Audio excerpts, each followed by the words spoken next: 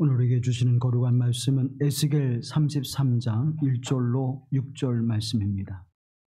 에스겔 33장 1절로 6절 말씀을 받들어 읽을 때에 거룩하신 하나님의 음성을 들으시기를 간절히 기원합니다.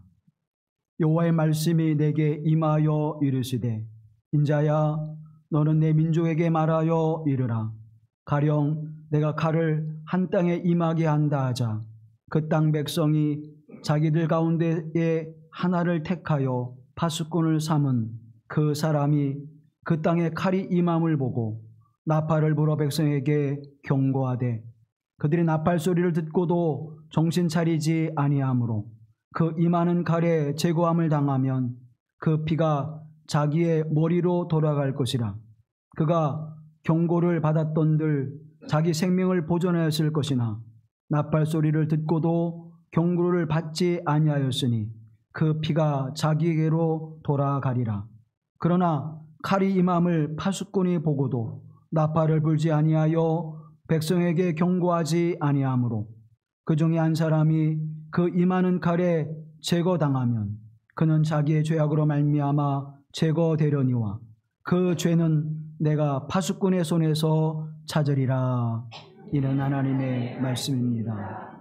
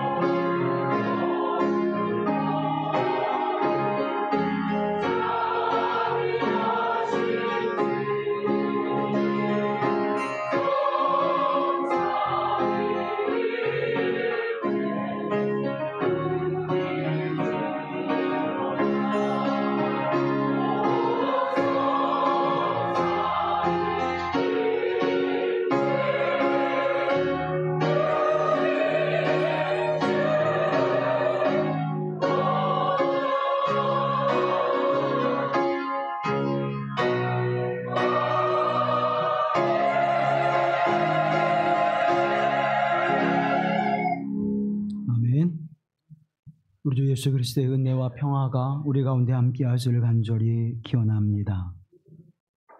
그리스의 국민 작가, 영웅으로 추대받은 카잔차키스라고 하는 작가가 있습니다. 이분이 쓴 소설 가운데에 성자 프란체스코라고 하는 소설이 있는데 여기에 이런 이야기가 나옵니다.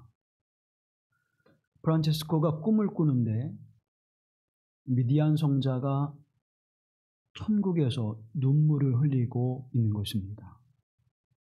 그래서 이 프란체스코가 깜짝 놀랐어요. 하나님의 나라는 눈물도 없고 질병도 없고 애통함도 없다고 말씀하셨는데 다미안 성자가 눈물을 흘리고 있는 거예요. 그래서 어찌 된 일입니까? 천국에 계시지 않습니까? 그런데 천국에도 눈물이 있습니까? 라고 묻습니다. 그러자 미디안 성자가 이렇게 다시 또 이야기를 합니다. 천국에도 눈물이 있는데 그 눈물은 성도들을 위한 눈물이고 하나님의 나라를 찾아 헤매는 자들을 위한 눈물이라네 라고 이렇게 말씀하면서 포근하고 따뜻한 침대 위에 잠자고 있는 너를 보면서 마음이 참 답답하다 그렇게 말씀하는 것입니다. 프란체스코, 너 부끄럽지 않니? 교회가 지금 큰 위험에 있는데 그렇게 편안히 잠을 잘 수 있니? 하고 물으시는 겁니다. 그리고는 미디안 성자가 그럼 제가 무엇을 할 수 있겠습니까? 라고 프란체스코가 물으니까 미디안 성자가 이렇게 말씀합니다. 손을 뻗치게 자네 어깨로 교회를 받쳐서 그것이 쓰러지지 않도록 하게. 그리고선 깜짝 놀라서 잠을 깼습니다. 사랑하는 여러분, 오늘의 시대의 교회를 가리켜서 교회가 무너지고 있다라고 표현하고 있습니다. 미국의 복음주의 진영에 있는 존 베가더 목사님은 한국에서 교회에 이제 하나님의 촛대가 옮겨져 가고 있다라고 표현할 정도로 안팎에서 보는 교회의 모습은 복음의 진리를 잃어버리고 껍데기만 남은 교회의 모습으로 비춰지고 있습니다. 성도들의 삶 속에서도 거룩함보다는 세상 속에서 주어지는 안락함과 평안함에 익숙해져 있습니다.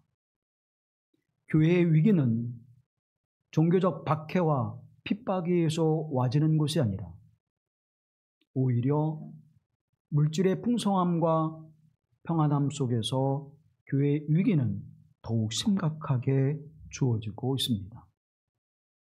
예수님의 숨결을 가지고 예수님의 꿈과 그리고 하나님의 말씀의 순종을 가지고 그 뜻을 이루어 드리고자 하는 열망과 열정에 사라져버린 교회, 예수님이 없는 교회라고 표현하는 이들이 지성인들 속에서 받아들여지게 되고 그것을 인정하게 되는 시대, 우리는 지금 그러한 시대를 살아가고 있습니다. 기독교가 미신화되어지고 기독교가 종교화되어지고 기독교가 자신의 이심양면의 통로가 되어지는 시대 속에 살아가고 있습니다. 정치 권력의 앞잡이가 되어지고 하수인이 되어서 자신의 영화를 드러내는 일에 서슴지 않고 교회와 성도를 팔아먹는 목사들이, 거짓 선지자들이 관영한 이 시대임에도 불구하고 그들을 향해서 아니요! 단호하게 말하는 이들은 그리 많지 않습니다. 1970, 80년대 그 혹독한 시대 속에서도 우리 그리스도인들의 영적 지도자들은 그 사명을 온전히 감당했습니다. 강원영 목사님, 김정준 목사님, 김진경 목사님, 박윤선 목사님, 한경직 목사님, 이와 같은 영적 지도자들은 교회를 깨우고 복음에 바로 서도록 외쳤습니다. 그러나 오늘의 시대에는 복음에 바로 세우고 교회를 바로 세우며 성도답게 살아가는 이를 위하여 분연히 질책하는 모습으로 그들을 사랑으로 안타까워하며 책망하는 소리를 우리는 듣지 못합니다. 예수 그리스도의 제자라고 일컬어지면서 우리는 오늘 어떤 삶의 모습을 가지고 살아가고 있습니까? 예수 그리스도를 우리의 주인으로 고백하면서 우리는 어떤 삶을 살아가고 있습니까? 교회의 주인 되신 분이 예수 그리스도라고 고백하지만 여전히 내가 주인 되어서 교회를 좌우하고 있지는 않은지 우리의 모습을 돌아볼 수 있어야 할 것입니다. 예수님을 경배의 대상으로만 삼을 뿐 예수님이 내 삶의 존재의 이유가 되어지고 예수님이 내 삶의 가치가 되어지고 예수님이 내가 살아가는 모든 이유가 되어지는 그 인생은 우리 안에서 찾아보기 어렵습니다. 하나님의 사랑을 말하지만 그 사랑이 부어지기를 원하지만 그 사랑이 우리에게 충만해지기를 원하지만 그 부어진 사랑과 충만한 사랑을 나누며 그 사랑으로 섬기고 그 사랑으로 봉사하며 그 사랑으로 교회 공동체를 위해서 헌신하는 이들은 점점점 줄어들고 있습니다. 김교신 선생님이 불초신자라고 하는 말을 썼습니다. 불초라고 하는 것이 무슨 말인가 하면 어버이의 덕막을 담지 못한 자녀를 가리킬 때 불초라고 해요. 그래서 우리가 옛 어른들이 불초소생 그런 말을 하죠. 어버이의 그 덕망스러움을, 그 덕망스러운 인품을 그대로 담지 못해서 나는 불효하고 있는 자식입니다 라고 고백할 때 불초소생 그렇게 이야기합니다. 그렇다면 오늘 우리는 불초신자가 아닐까요? 예수님의 그 거룩한 모습, 하나님 아버지의 그 사랑하심의 은총, 그 모습을 가지고 살아내지 못하는, 그 모습을 닮아가지 못하는 우리는 김교신 선생이 말하는 것처럼 불초신자일 수밖에 없을 것입니다. 부부가 연을 맺고 인생을 살아가면서 오랜 세월을 살아가면 사람들이 이렇게 볼 때마다 서로 닮으셨습니다 라는 이야기를 합니다. 전혀 다른 삶의 자리에서 전혀 다른 가치관과 생을 가지고 살아온 두 선남 선녀가 부부라고 하는 연을 맺고 이제 10년, 30년, 50년을 살아가게 되어지면 서로의 생각이 같아지고 마음을 서로 헤아리게 되어지고 서로를 바라보는 사랑의 마음이 서로를 닮아가게 되어져서 사람들이 혹시 오누이가 아닙니까? 라고 물어볼 정도로 서로 닮아가게 되어져 있습니다. 그런데 우리는 하나님과 예수 그리스도와 얼마나 많은 시간을 살아오고 있습니까? 내가 주님을 사랑합니다. 이 사랑의 고백도 정말 우리 가슴 깊은 곳에서 내가 주님을 사랑합니다. 주님은 나의 사랑이십니다 라고 고백하는 신앙의 고백은 여러분에게 지난 한 주 동안 여러분의 입술에 있었습니까? 사랑받기 위해서는, 사랑받으려고는 애쓰고 노력하고 목에 핏줄을 내면서 기도하고 부르짖었지만 내가 하나님을 사랑합니다. 내가 주님을 사랑하는 것처럼 나 또한 주님의 말씀을 따라 순종하며 예수님처럼 살아가게 하옵소서. 내가 하나님의 사랑의 힘으로, 내가 하나님을 사랑함으로 주님께서 내게 맡겨준 사명을 신실히 감당하는 종이 되겠습니다. 고백하는 입술. 주님, 내가 주님을 사랑합니다. 지난 한 주 동안 여러분의 마음속에 여러분의 입술을 통해서 내가 주님을 사랑합니다라고는 고백을 몇 번이나 했습니까? 사랑하는 성도 여러분, 어버이를 닮지 못한, 어버이의 그 거룩하고 덕스러운 인품을 담지 못한 사람들을 가리켜 불초라고 말한다면 오늘 저와 여러분은 불초신자가 아닐까요? 오늘을 기점으로 저와 여러분이 불초신자에서 하나님을 사랑하며 예수 그리스도를 따라 순종하는 삶을 통하여 효자, 효녀가 되어지는 은혜가 임하기를 간절히 기원합니다. 에스겔서는 4장으로부터 24장까지 이스라엘 백성들에 대한 하나님의 심판의 말씀이 선포되어지고 25장으로부터 32장까지는 이방 나라들에 대한 하나님의 심판의 말씀이 선포되어집니다. 그리고 오늘 우리가 본문으로 삼은 33장 1절 이하로부터는 이 세상 나라들이 하나님 앞에 다시 회복되어질 꿈을, 그 비전을 보여주시는 말씀으로 선포되어지고 있습니다. 낡은 것을 무너뜨리고 더러운 것을 씻고 이제 새롭게 회복되어져야 될 그 모습을 에스겔 33장으로부터 선포하고 있는 것입니다. 그러면서 이제 그때야 돼서야 비로소 하나님이 너의 주인인 것을 알게 될 것이라. 무려 에스겔서에 23번이나 그 말씀이 선포되어집니다. 다시 말하면 이 땅의 삶을 살아가면서 하나님이 주인인 것을 잊고 살아가는 삶 속에 하나님의 심판이 임했고 그 심판은 결코 이스라엘이든 이방인이든 벗어나지 못할 것이라고 선포하고 있는 것입니다. 무너진 것이 다시 회복되어지며 더러운 것이 다시 정결케 되어질 때 비로소 그 삶 속에 하나님이 나의 주인이십니다. 이 역사의 주인이십니다. 라고 고백하는 일이 이루어질 것이라고 말씀하고 있는 것입니다. 이 말씀을 받는 에스겔 선지자의 그 소명받는 삶의 모습은 주님이 이 고통스러운 말씀을 내게 주셨나이다. 주의 손이 나를 무겁게 짓눌렀나이다라고 에스겔 선지자가 고백하죠.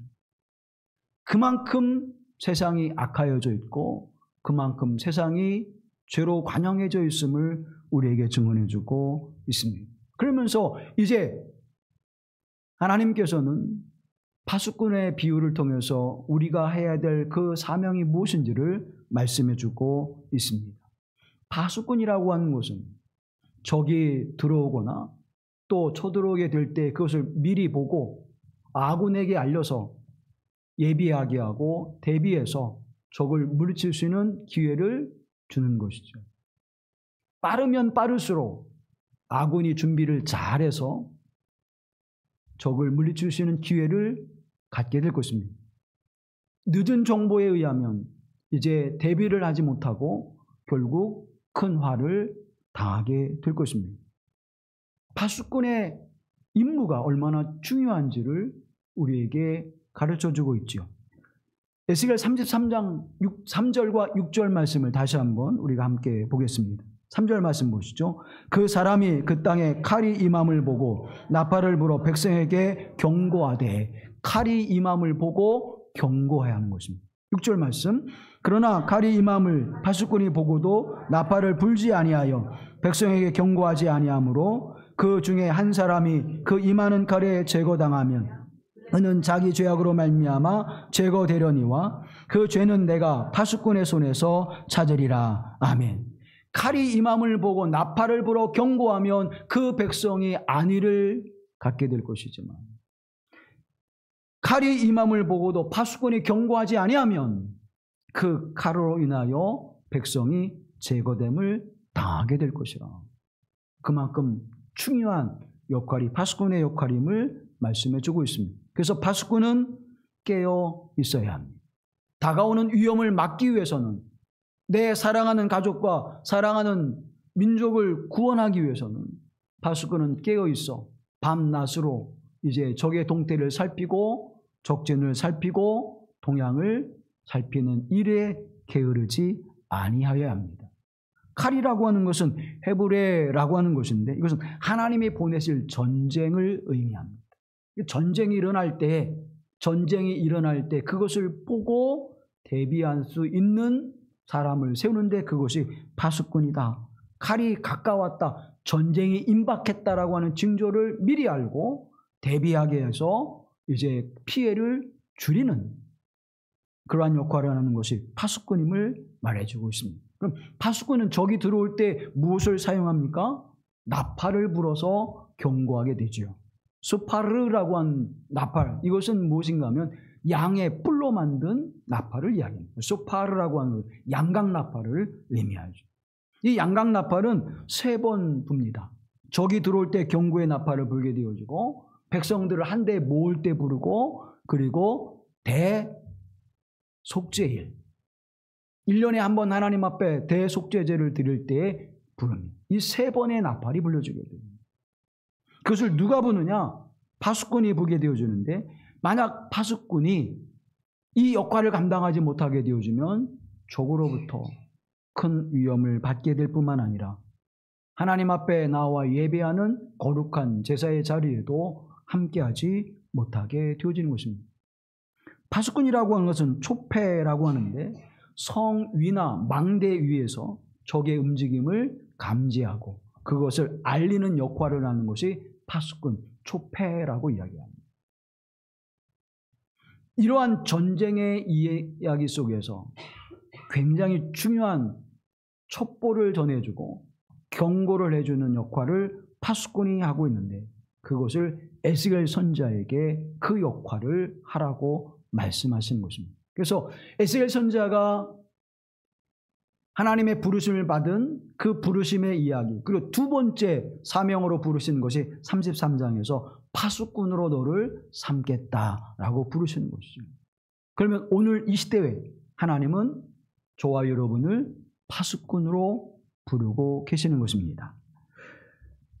전쟁의 위험을 알리는 파수꾼으로 부르시는 장면이 아모스 3장 6절 말씀에 보면 나오는데, 성읍에서 나팔이 울리는데 백성이 어찌 두려워하지 아니하겠으며 여호와의 행하심이 없는데 재앙이 어찌 성읍에 임하겠느냐. 나팔이 울릴 때 백성들은 두려워할 수밖에 없음을 선포해주고 있고, 실제 전쟁을 경고하는 나팔 소리가 들려짐을 증언해주고 있습니다. 예레미야 6장 11절 이하의 말씀을 보면, 내가 또 너희 위에 파수꾼을 세웠으니 나팔 소리를 들으라 하나 그들의 대답이 우리는 듣지 않겠노라 하였도다. 그러므로 너희 나라들아 들으라, 무리들아 그들이 당할 일을 알라. 땅이여 들으라, 내가 이 백성에게 재앙을 내리리니 이것이 그들의 생각의 결과라. 그들이 내 말을 듣지 아니하며 내 율법을 거절하였음이라. 아멘. 말씀을 거절하여 나팔 소리를 듣지 아니함으로 말미암아 그들이 큰 재앙과 위험에서 그 위기를 대비하지 못하고 심판을 받게 될 것이라는 것입니다. 첫 번째는 하나님의 나팔 소리가 들려질 땐 회개하고 돌이키라는 것이고, 두 번째 나팔은 그 나팔을 불 때 전쟁을 대비하라는 말씀이죠. 사랑하는 성도 여러분, 우리가 하나님 앞에 영적 부패함에 있을 때에 하나님의 소리를 듣고 돌이켜 하나님께로 나오는 이들에게는 구원의 은총이, 재앙을 넘어서게 하시고 하나님의 은총 안에 다시 머물게 하시는 은혜가 임하게 될 줄로 믿습니다. 그러기 위해서 영적 지도자들을 세우시는 것입니다. 에스겔을 통해서 이스라엘 백성들에게 새로운 하나님의 역사를 이뤄가는 일에 나팔을 불어 그들에게 경고하게 하시듯, 오늘 이 시대를 통해서 영적 지도자인 목회자들을 통해서 하나님의 말씀을 선포하게 하시고 경고하게 하시는 것입니다. 그런데 오늘날 저를 비롯한 목회자들이 무엇에 눈을 자꾸 들여요? 세상의 평안과 안락함과 부유함의 눈독을 자꾸 들여요. 목회자들이 너무 세상의 권력과 욕망을 추구하고 따르고 있습니다. 그러면 더 열심히 하나님의 말씀 안에서 하나님 백성들에게 마지막 시대를 경고하고 하나님의 말씀 앞에 설 것을 선포해야 되는데, 그렇게 말씀을 선포하고 증언하면 듣는 이들이 싫어하니까 좋은 이야기들, 하나님의 말씀이 임하여 영적으로 분별하십시오. 하나님의 말씀을 통하여 시대를 바로 사십시오. 그리스도 예수의 십자가의 고난과 하나님의 그 크신 역사를 바라보며 우리가 주님 안에 믿음으로 서야 합니다. 십자가의 고난과 예수 그리스도의 부활의 소망을 가지고 살아가야 합니다. 하나님의 말씀으로 경계와 교훈을 삼고 우리가 하나님 앞에 온전히 서야 합니다. 책은과 책망의 말씀을 들을 때는 귀를 닫아버리고 싫어합니다. 그리고 아멘도 잘 안 해. 하나님의 주시는 은혜와 사랑의 풍성함으로 우리의 인생에 복이 넘치기를 축원합니다. 물질의 복을 더하시기를 주님께서 여러분에게 하늘의 별과 같이 바닷가의 모래와 같이 여러분에게 형통케 해주시기를 축원합니다. 그러면 교회가 떠나가도록 아멘. 예수 그리스도의 제자로서 복음을 증거하는 삶을 사십시오. 땅끝까지 이르러 그리스도 예수의 증인된 삶을 사십시오. 그러면 아멘 하고 막 교회가 떠나가도록 아멘 해야 되는데 그렇게 얘기하면 길을 닫아버려요. 대부분의 목회자들이 거기에 함께 취하여서 영혼을 깨우는 말씀보다는 선잠을 자다가 깨우면 화를 낼까 봐 조용조용히 얘기를 해요. 사랑하는 성도 여러분, 목회자들 위해서 기도해야 합니다. 물질의 풍요에 빠지지 않게 하옵소서. 자기 연락의 안민에 빠지지 않게 하옵소서. 교인들이 대접하고 섬기는 일에 빠져서 하나님의 말씀을 온전히 선포하고 교회를 세우는 일에 다하지 못하는 목회자들이 되지 않도록 하나님 그들을 온전히 세워 주시옵소서. 사랑하는 여러분, 지금 그 어느 시대보다도 세우신 목회자들을 위해서 기도해야 될 때입니다. 교인들과 함께 지옥으로 가는 그 행렬에 서시겠습니까? 목회자와 함께 험난한 길을 걸어갈지라도, 거친 광야를 걸어갈지라도 광야를 지나 가나안 땅에 들어가는 길을 선택하시겠습니까? 그 목회자를 세운 하나님께서 광야의 길을 인도하실 줄로 믿습니다. 하나님께서 요단을 건너게 하시는 역사를 이루어내실 줄로 믿습니다. 세우신 지도자가 하는 것이 아니라 지도자를 세우신 하나님이 그 역사를 이루고 계심을 기억하시고 오늘 우리와 이 시대 속에서 목회자들을 위해서 기도해야 합니다. 하나님, 저들이 영적으로 잠들지 않게 하옵소서. 하나님, 저들이 주의 말씀을 대언하여 온전히 선포하게 하옵소서. 사람의 귀에 듣기 좋은 말씀을 선포함으로 함께 죽음의 길로, 심판의 길로 가지 않게 하시고 우리의 영혼을 흔들어 깨우는 말씀을 주셔서 깨어 하나님의 나라를 기다리며 그 이름을 준비하는 지혜로운 다섯 처녀와 같이 우리 함께 신랑이 옴을 맞이할 수 있는 그러한 믿음의 성도 교회가 되게 하옵소서. 기도하는 저와 여러분이 되어야 될 줄로 믿습니다. 그리고 두 번째로는 이 교회 공동체 안에 부르신 바로 여러분들입니다. 여러분들을 하나님께서 파수꾼으로 세우신 줄로 믿습니다. 어디에서 세우셨어요? 교회에서는 목회자가 말씀을 선포하여 깨우고 여러분은 여러분의 삶의 자리에서 나팔을 불어야 합니다. 소파르, 하나님에서는 양각 나팔을 가지고 나아가 복음을 전하고 예수 그리스도의 삶을 살아감으로 말미암아 거짓과 위선과 악함에 부정하고 진리와 생명과 하나님의 말씀 앞에 순종하는 삶을 살아갈 때 여러분은 나팔을 힘차게 부는 것입니다. 복음을 증거하는 삶을 통하여 땅끝까지 이르러 내 증인 되리라 말씀하셨습니다. 증인은 단지 말을 하는 사람만을 이야기하지 않습니다. 그렇게 살아가는 사람을 말하는 거예요. 내가 하나님의 말씀을 선포하고 그렇게 살지 않는다면 아무도 그 말의 진실성을 받아주지 않을 것입니다. 말씀을 선포하고 생명의 말씀, 진리의 말씀을 선포하고 그 말씀을 따라 예수님 닮는 삶을 살아갈 때 그 말씀의 능력이 나타나고 그 삶을 바라보는 이들에게 경고와 교훈을 주게 돼요. 그들이 하나님께로 돌아와 심판과 멸망의 재앙의 자리에서 구원과 은혜의 자리로 나오게 하시는 하나님의 선한 열매가 맺혀지게 될 줄로 믿습니다.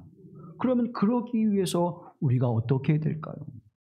하나님의 말씀을 들어야 합니다. 33장 7절 말씀 함께 보시죠. 인자야 내가 너를 이스라엘 족속의 파수꾼으로 삼음이 이와 같으니라. 그런즉 너는 내 입의 말을 듣고 나를 대신하여 그들에게 경고할지어다. 아멘. 두 가지 말씀합니다. 첫째는 뭐예요? 너는 내 입의 말을 들으라. 하나님의 말씀을 들으라는 거예요. 두 번째는 나를 대신하여 어떻게 하라? 그들에게 경고하라. 듣고 아멘하고 나만 알고 있는 것이 아니라 첫째는 하나님의 말씀을 듣고, 두 번째는 그 말씀을 가지고 나를 대신하여 경고하라. 사랑하는 성도님, 하나님의 말씀을 들어야 합니다. 나를 향하신 하나님의 음성을 들을 수 있어야 합니다. 마음을 열고 내 영을 열고 내 귀를 열어서 오늘도 하나님의 말씀이 내게 주어지게 하옵소서. 사랑하는 여러분, 우리가 음식을 먹을 때 입을 어떻게 벌리죠? 크게 벌려요. 쌈을 먹을 때 더 크게 벌려요. 왜? 거기에 많이 들었으니까. 욕심을 내서 이것저것 갖다 넣어 쌈이 커져. 그런데도 덜어내지 않고 우리는 어떻게 해요? 어떻게 해서든지 먹어. 근데 놀라운 것은 그 쌈이 다 들어가. 그런데 하나님의 말씀을 받을 때는 이유라 물로 입이 작아져. 벌렸던 입도 다물어버려. 하나님, 내가 주의 음성을 들을 때 귀로만 듣지 않게 하시고 내 마음에 새겨 그 말씀을 살아가게 하옵소서. 하나님의 말씀은 능력 있는 말씀을 내가 믿습니다. 그 말씀이 내게 들어와 내 삶을 주장하시고 나를 이끌어 주시옵소서. 내 입을 크게 벌리라 내가 아구까지 채우리라 하실 때 아멘 주여 말씀을 내게 주시옵소서. 사랑하는 여러분, 하나님의 말씀을 들으라 먼저 말씀합니다. 너는 내 말을 들으라. 하나님의 말씀을 들어야 선포합니다. 하나님의 음성을 들어야 그 말씀을 따라 살아갈 수 있습니다. 하나님의 말씀을 들어야 이 시대와 역사 속에 경고하는 말씀을 그들에게 줄 수 있습니다. 내가 위험을 깨닫지 못하는데, 내가 위험을 감지 못하는데 어떻게 우리가 그 위험을 피하고 그 위기를 넘어설 수 있겠습니까? 사랑하는 성도 여러분, 오늘 우리에게는 하나님의 음성을 듣고 그 말씀을 따라 지금이 어떠한 상황인지, 임박한 종말의 시대인지 긴박한 시대를 살아가고 있는지를 우리가 알 수 있어야 합니다. 오늘의 시대가 평안하고 물질이 풍성해지고 넉넉해질 때에 나타나는 현상을 바라보십시오. 영국이 3만 달러가 넘어갈 때 교회가 어떻게 되는지 여러분 기억해 보세요. 유럽이 3만 달러가 넘어갈 때 어떤 삶을 살아가는지를 기억하십시오. 미국이 3만 달러를 넘어설 때 어떤 모습을 가졌는지를 기억하십시오. 그리고 이 대한민국이 3만 달러를 넘었을 때 어떤 현상이 나타나는지를 바라보십시오. 교회에서 교인들이 사라지기 시작했습니다. 교회가 교회다움의 모습을 잃어버리기 시작했습니다. 유럽에서 교회다움의 모습이 사라져버렸습니다. 미국에서 교회다움의 모습이 사라졌습니다. 지금 한국에서 교회다움이, 성도다움이 언제적 이야기인지, 사랑하는 성도 여러분, 교회를 교회답게 세워야 합니다. 성도가 성도답게 거룩한 모습으로 다시 일어서야 합니다. 그러기 위해서는 하나님의 말씀을 읊조려야 돼요. 하나님의 말씀을 내가 들어야 돼요. 나를 향하신 하나님의 음성을 들어야 돼요. 그 말씀을 듣고 선포하며 살아가는 우리의 삶의 모습이 되어질 때 파수꾼으로서의 역할을 감당하게 하실 줄로 믿습니다. 그리고 두 번째 뭐라고 말씀합니까? 너는 나를 대신하여 그들에게 경고하라. 여러분은 하나님의 사자로 부르심을 받은 줄로 믿습니다. 구원받는 것은 물론이지만 그 다음 여러분에게 주어지는 사명은 하나님의 사자로 여러분을 부르셨다는 거예요. 그 7절 하반절 말씀에 나를 대신하여 그들에게 경고할지어다 라고 말씀하고 있는 것이죠. 사랑하는 성도 여러분, 너는 나를 대신하여 그들에게 경고하라. 무엇으로요? 우리의 삶으로, 우리의 입술로 하나님의 거룩한 말씀을 선포할 때 그들이 그 말씀의 교훈을 받게 되어지고 그 말씀을 통하여 경고를 받게 되는 것입니다. 길마르 교회 성도들을 봤더니 저렇게 살아가야 하나님의 사랑을 받는구나. 저렇게 살아가야 저들의 삶이 영통해지는구나. 저렇게 살아가야 하나님을 기쁘시게 하시는구나. 저렇게 살아가야 하나님의 나라를 소망하며 살아갈 수 있는 거구나. 이걸 보여줘야 되는 거예요. 그래서 저와 여러분을 세우신 줄로 믿는 것입니다. 근데 이 파수꾼은 어떤 삶을 가지고 살아갑니까? 이사야 21장 8절 말씀에 보면 파수꾼이 사자같이 부르짖기를 주여 내가 낮에 늘 망대에 서 있었고 밤에 새도록 파수하는 곳에 있었더니 그래요. 밤낮으로 파수꾼의 사명을 어떻게 했다고요? 신실히 감당했다고 고백하고 있습니다. 사랑하는 성도 여러분, 오늘 저와 여러분이 하나님께서 세우신 파수꾼이라면 이 시대와 역사를 바라보면서 그 사명을 감당해야 될 줄로 믿습니다. 밤낮으로 우리의 삶 전체로 이제 하나님 내게 준 이 생명의 삶은 하나님이 나의 주인 되심을 고백합니다. 주님께서 내 생명을 부르시는 그날까지 내게 주신 이 파수꾼의 사명을 감당하게 하옵소서.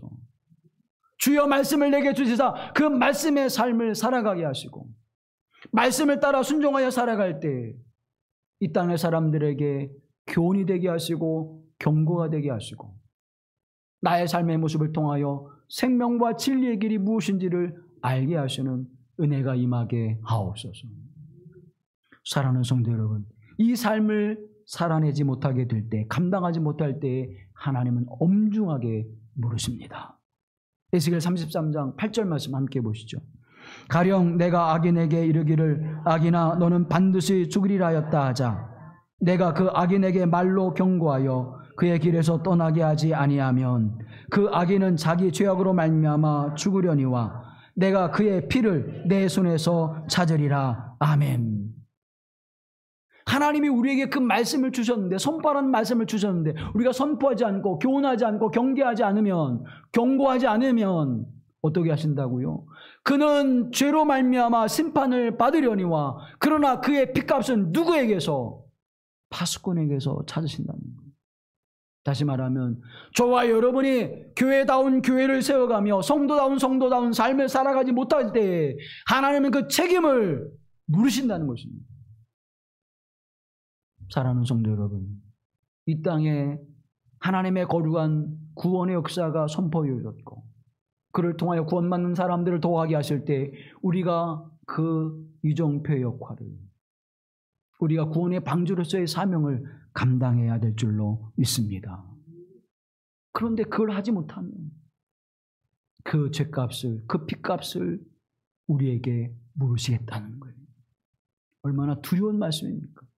내가 거룩한 성도답게, 예수님의 제자답게 불초 신자가 아니라 주님을 지극히 섬기며 우리 주 예수 그리스도의 삶을 따라가는 온전한 믿음을 가질 때 하나님은 하나님의 나라와 생명을 구원하신 구원의 역사를 열매로 거두게 하시고 주인의 기쁨에 참여하게 하시는 칭찬과 그리고 그 은혜의 요정을 우리에게 허락하신다고 말씀하고 계시지만, 그러나 그 사명을 감당하지 못할 때 내가 너에게서 핏값을 찾으리라. 사랑하는 여러분, 우리가 어떻게 그 핏값을 감당할 수 있을까요? 너무나 두려운 말씀이죠. 그런데 그 모습을 성경은 우리에게 이렇게 아주 명확하게 말씀해 주고 있습니다. 이사야 62장 6절과 7절 말씀 함께 보시죠. 예루살렘이여 내가 너의 성벽 위에 파수꾼을 세우고 그들로 하여금 주야로 계속 잠잠하지 않게 하였느니라.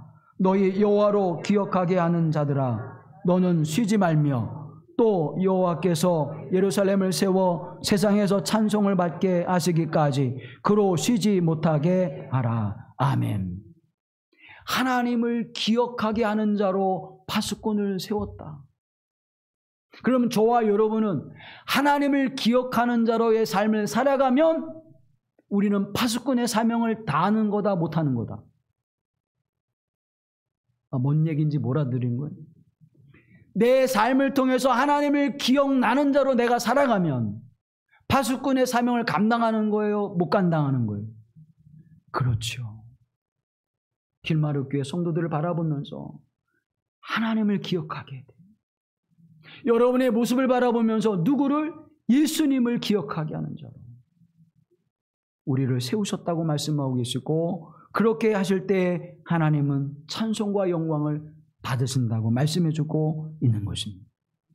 야훼 하나님을 기억하게 하시는 자들, 불초신자가 아니라 야훼 하나님을 기억하게 하는 자들, 그게 성도다운 삶을 살아가는 것이고, 그게 교회다움의 삶을 살아가는 것이고, 내 어깨로 교회를 받쳐 무너지지 않게 하는 하나님의 삶을 감당하게 되는 줄로 믿습니다. 여호와를 기억하게 하는 자들, 이것이 뭐냐면 하마즈키림이야. 하마즈키림, 여호와를 기억하게 하는 사람들. 사랑하는 성도 여러분, 여러분이 하마즈키림의 삶을 살아가시를 간절히 기원합니다. 어렵고 힘들고 고통스러운 시대를 살아갈지라도 하나님의 교회를 통하여 민족을 깨우게 하시고, 하나님의 교회를 통하여 이 시대와 역사를 교훈하게 하시고, 재앙과 심판의 자리에서 구원하시는 하나님의 거룩한 사명을 내가 외치지 아니하면, 내가 선포하지 아니하면, 내가 말씀에 순종하여 살아가지 아니하면 그들은 교훈을 받을 수도, 그들은 경고를 받을 수도 없음을 성경이 우리에게 증언해주고 있습니다. 뿐만 아니라 저와 여러분이 하나님의 말씀을 따라 순종하여 믿음으로 살아가지 아니하면 우리가 하나님의 거룩한 모습을, 우리 주 예수 그리스도의 그 구원의 은총의 삶을 기억나게 하는 삶을 살아가지 못함을 우리에게 말씀해 주시면서, 하마즈키림, 너는 하마즈키림의 삶을 살아야 돼. 하나님을 기억나게 하는 사람으로, 예수 그리스도를 기억나게 하는 사람으로. 우리 장로님을 보았더니 예수님이 생각납니다. 우리 권사님을 바라봤더니 하나님의 은혜가 기억됩니다. 우리 집사님을 보았더니 하나님의 사랑하심이 기억되어집니다. 하마즈키림의 삶이 되어지기를 간절히 기원합니다. 그것이 복음의 나팔을 부는 거예요. 사랑하는 성도 여러분, 저와 여러분에게 주어진 이 복음의 나팔, 이 나팔을 힘차게 부시기를 간절히 기원합니다. 에스겔 33장 11절 말씀 함께 보시죠. 너는 그들에게 말하라. 주 여호와의 말씀이니라. 나의 삶을 두고 맹세하노니 나는 악인이 죽는 것을 기뻐하지 아니하고 악인이 그의 길에서 돌이켜 떠나 사는 것을 기뻐하노라. 이스라엘 족속아, 돌이키고 돌이키라. 너희 악한 길에서 떠나라. 어찌 죽고자 하느냐 하셨다라. 아멘. 이 말씀을 에스겔을 통하여 선포하게 하시고, 에스겔 선지자가 파수꾼의 사명을 감당하는 모습이 바로 이 말씀을 선포하는 것입니다. 악인일지라도 그가 심판을 받으며 죽는 것을 하나님이 기뻐하시지 않습니다. 하물며 하나님의 말씀에 경고를 받지 못하여 파수꾼이 깨어서 나팔을 불지 않아서 죽음을 당한다면 그 죄값을 파수꾼에 물으시는 것은 당연한 것입니다. 사랑하는 성도 여러분, 오늘 교회가 사명을 가져야 될 것은 복음의 나팔을 불어야 합니다. 하마즈키림의 삶을 살아야 합니다. 교회를 통해서 예수 그리스도가 생각나야 돼요. 교회를 통해서 하나님이 생각나야 돼요. 여러분을 통해서 예수 그리스도가 생각나게 돼야 돼요. 여러분을 통해서 하나님의 사랑과 은혜가 생각나게 되어지는 삶을 살아야 할 줄로 믿습니다. 그런데 세상은 기가 어두워 있습니다. 교회에서 말씀을 듣는 이들마저도, 교회에서 예배를 드리는 이들마저도 기가 가려워져 있고 마음이 닫혀져 있어. 하나님의 교훈의 말씀과 경고의 말씀을 듣지 아니하고 즐거운 노래와 기쁨의 소리만을 듣는 시대를 살아가고 있습니다. 에스겔 33장 31절로 33절 말씀은 그와 같은 모습을 우리에게 말씀해 줍니다. 말씀을 교독합니다. 마치 호기심 많은 사람들이 무슨 구경거리를 보러 오듯이 너에게 올 것이다. 그러나 그들은 내가 하는 말을 듣기만 할 뿐 그 말에 복종하지는 않을 것이다. 그들이 입으로는 달갑게 여기면서도 마음으로는 자기들의 욕심을 따르기 때문이다.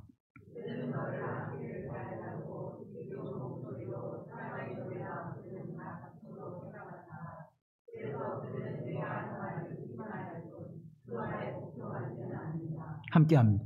그러나 내가 너에게 지켜서 한 그 말은 반드시 이루어진다. 그 말씀이 이루어지면 그때야 비로소 그들 가운데서 예언자가 있었다는 것을 그들이 알게 될 것이다. 아멘. 하나님의 말씀, 경고의 말씀을 선포하나 그들이 어때 그 말씀을 듣기 싫어하고 무엇을 좋아해요? 무엇을 사랑의 노래나 부르는 연예인쯤으로 목사들을 바라본다는 거예요. 그래서 오늘날 교회들이 얼마나 화려하게 이 멀티미디어를 가지고 보는 것을 얼마나 시각적으로 내세우기 위해서 노력하고 있습니까? 은혜를 받는 도구, 하나님을 기억하는 도구로서의 수단이 아니라 그게 목적이 되어버렸어요. 여러분, 예배는 하나님을 만나는 통로여야 합니다. 예배 자체가 목적이 돼서는 안 돼요.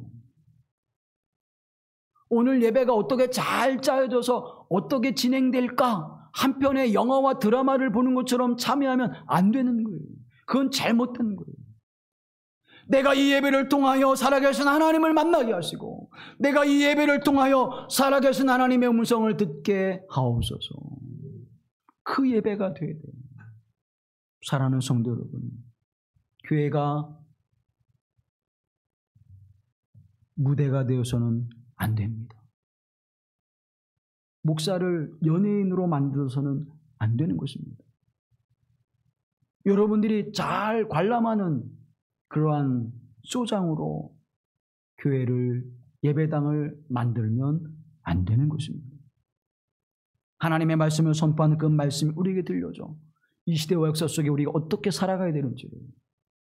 오늘 이 시대에 하나님의 말씀이 선포될 때 그 말씀에 순종하여 살아가는 삶의 모습을 내가 버텨내고 견뎌낼 수 있도록 하나님의 성령의 충만하신 종과 말씀의 확신함을 주시옵소서. 그 말은 반드시 이루어진다. 그 말씀은 반드시 이루어진다. 사랑하는 여러분, 오늘 우리를 향한 하나님의 말씀의 선포는 반드시 이루어집니다. 세상이 조롱하고 비난하고 우리를 우습게 여길지라도 하나님 반드시 이 역사를 이루실 줄로 믿습니다. 사도 바울의 여정을 통해서 우리가 보잖아요. 우리가 매일 새벽에 사도행전을 이제 묵상하면서 사도 바울의 선교 여정을 묵상하고 있습니다. 너무 은혜스러워요. 그냥 목회 끝날 때까지 사도행전만 했으면 좋겠어. 그만큼 놀라운 은혜가 있나요?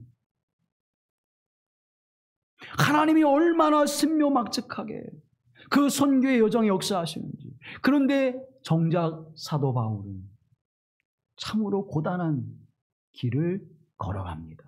그런데요, 그 고단한 길을 멈추지 않고 갈 수 있는 것은 하나님의 그 가는 곳마다 하나님의 놀랍고 귀한 일들을 예비하시고 준비하시고 그 열매를 거두게 하세요. 고반 죽게 되어서 내던진 이고니온에서 그 사도 바울의 모습을 보면 어떨까요?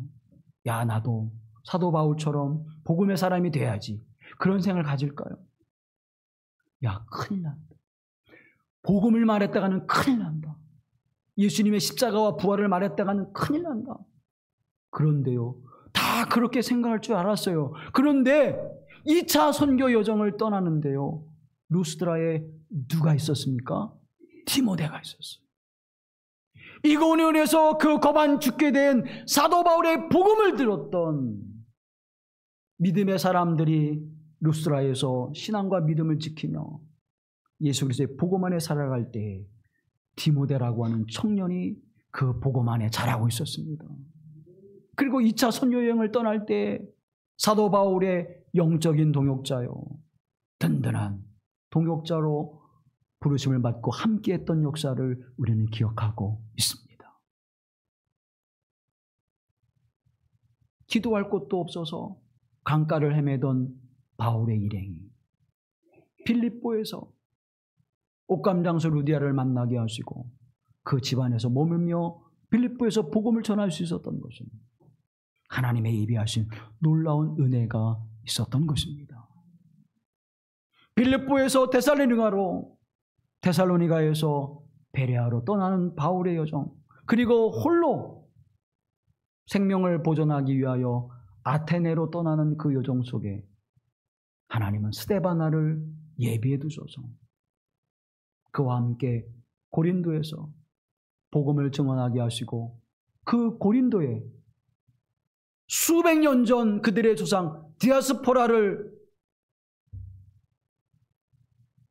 아시아 본도에 정착하게 하시고 그 후손인 아굴라와 프루스길라의 부부를 고린도에 정착하게 하신 하나님의 역사,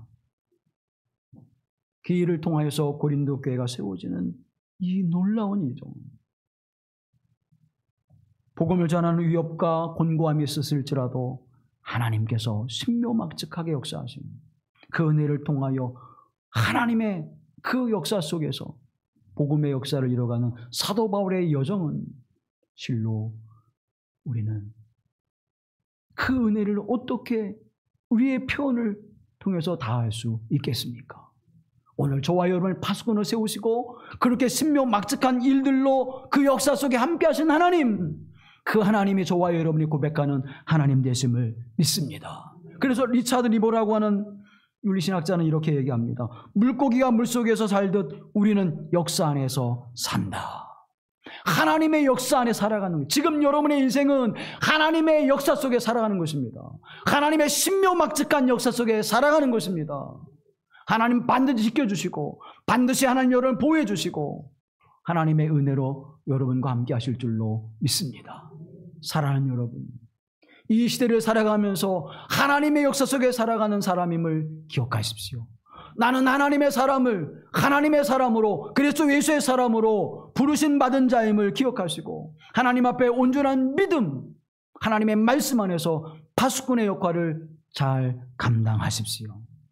오늘도 내가 하마즈 키림의 삶을 살아가게 하셔서 주님의 역사하심 속에 살아가는 존재임을, 사도 바울에게 신묘막측한 하나님의 역사가 열매로 맺게 하시고 복음의 열매를, 생명의 열매를 맺게 하셨듯이 오늘을 살아가는 저와 여러분을 통하여 하나님은 신묘막측한 하나님의 일들을 이루시고 복음의 열매와 생명의 열매를 맺게 하시며 이 작은 교회 공동체를 통해서 교회 다음의 모습이 무엇인지, 성도 다음의 삶의 모습이 무엇인지를 온 세상에 교훈하게 하시고 경계하게 하시는 하나님의 역사가 이루어지게 하옵소서.